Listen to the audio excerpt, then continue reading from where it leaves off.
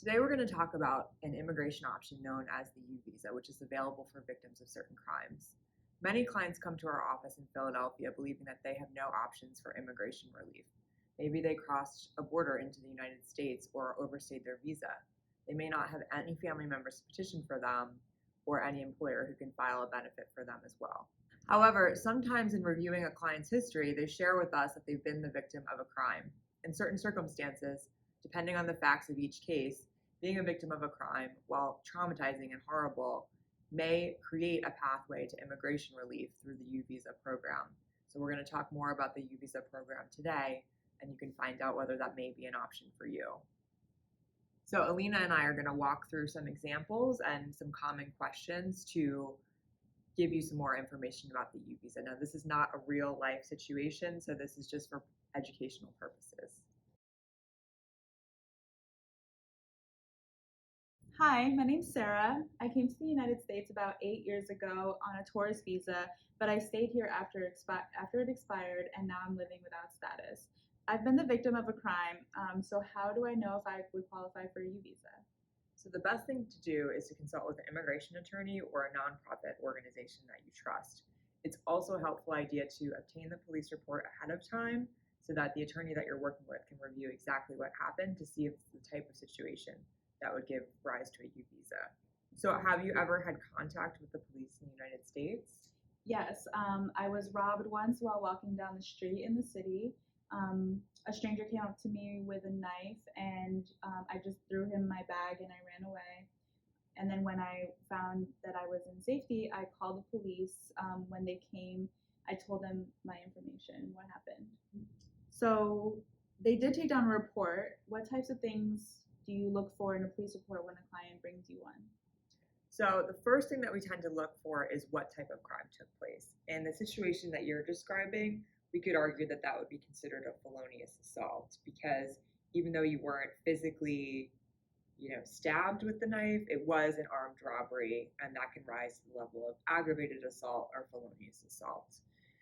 There are only certain types of crimes that are going to qualify for a U visa. They tend to be violent in nature or involve some sort of exploitation. So they're rather serious crimes, but a lot of common crimes that we see do fall into those categories.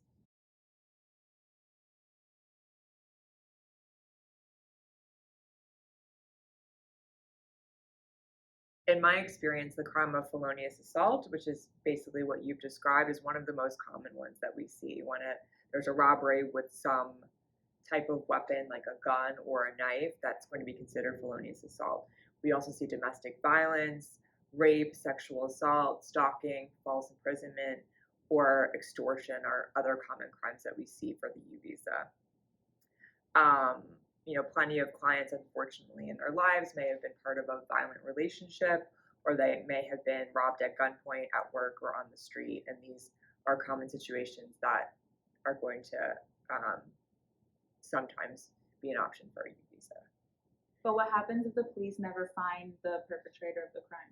So there's no requirement that the perpetrator of the crime be caught or arrested. There is a requirement that you be helpful in the investigation and the prosecution of the crime. So that generally means reporting the crime. You don't necessarily have to be the person to make the phone call, but when the police come, you answer any questions and provide any information they ask you for, and that you complete any follow-up. So in many situations where the person's never caught, there might never be a follow-up phone call. But if you're asked to go down to the police station, identify potential suspects, and you cooperate with that, that's all you're required to do, even if the person isn't ultimately caught. Now, if there is an arrest and a prosecution, you are expected to help the prosecution by, presenting any witness testimony or being available to at least make that testimony.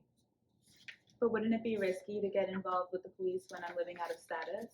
This is actually why the U visa program was created. Congress wanted to protect crime victims and also help and aid law enforcement in prosecuting crimes that take place that involve immigrants. So anyone should feel comfortable reporting a crime to the police. They generally should not be contacting ICE or reporting that person to immigration. And in fact, the U visa program does provide protection if you are reporting a crime. Okay. Other than providing the police with help and having the crime that fits in the law, what other things are important for qualifying for U visa? So we would have to show also that the victim of the crime, you, Sarah, suffered some sort of emotional harm, physical harm, psychological harm, or trauma. This is generally pretty easy because the types of crimes that provide the basis for a U visa are pretty serious. So most of our clients that we're working with that have suffered these crimes can easily show how it harmed them and affected their life. So it might be something like losing sleep, having nightmares, having a little bit of post-traumatic stress. Those are the kinds of things we want to ask about and explain to the government when we're asking for the U visa. Does it matter how long ago the crime occurred? No, it doesn't. So there's no time limit for how long ago the crime occurred. Sometimes it's more difficult to get police records if it's a very old crime. But if you have the police report, there shouldn't be any kind of time limit for moving forward with the U visa. Some police departments have a time limit on how long ago a crime could have taken place for them to certify the U visa. So that's one of the requirements, is to obtain law enforcement certification. But generally in our area, no police departments that we commonly work with have that requirement, and it's not a requirement of the law. So typically there's no time-related bars to applying for a U visa. What if I wasn't the one who was the victim of the crime, but it affected me in some way? Is there any way I could still apply for this visa? So there might be, for example, if you had minor children or kids under a certain age that suffered from a crime, one of the crimes that we've talked about, or one of the qualifying crimes, and you helped your child in reporting that crime to the police. So that happens a lot with child sexual assault cases or any kind of crime that is going to happen to a child. If the parents are cooperating in the investigation and kind of fulfilling that role of helpfulness, then it might create a situation where the parents can apply for a U visa. What if it were my husband who was the victim of the crime? So for people who are eligible for U visas, they can also include their spouse and any children under 21. So if your husband was the victim of the crime, he could include you as a derivative spouse when he's applying for that U visa. That would mean that you would get basically the same benefits at the same time that he does if his application is approved. And for children who are under 21, they can also include their parents if they're unmarried and under age 21. Okay. And so if I have all the qualifications and I get the certification from the police, I have a U visa, what could happen next? So the first thing to note is that it's going to take several years to get your U visa. The first step is obtaining that law enforcement certification, and then you can file for the U visa itself. You would generally wait a few years. While you're waiting, you would likely receive deferred action, which is kind of a temporary immigration status where you're going to be able to get your work permit. But because there is such a small number of visas available every year, you're often waiting 3 or 4 years to get the U visa. So that's the downside. Positive side of the U visa is that there are a lot of waivers available that might not be available for people applying for other immigration benefits. So if you have a final order of removal, if you have an unlawful entry, if you've committed certain crimes, or have other issues that may prevent you from adjusting status or getting other types of visas, there are waivers available with the U visa program that can be really helpful.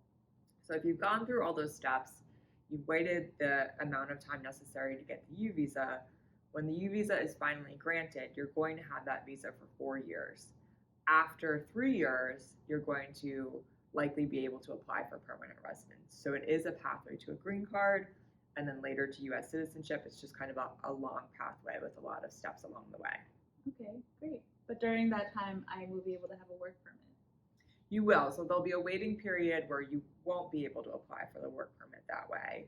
And then once the Department of Homeland Security has reviewed your application and determined that it looks like everything can be approved, you'll receive that deferred action letter. At that point, you can have your work permit while you're waiting for the U visa to be granted. And then throughout your time with the U visa, and certainly if you become a permanent resident, you would have work authorization as well. Great. Thank you.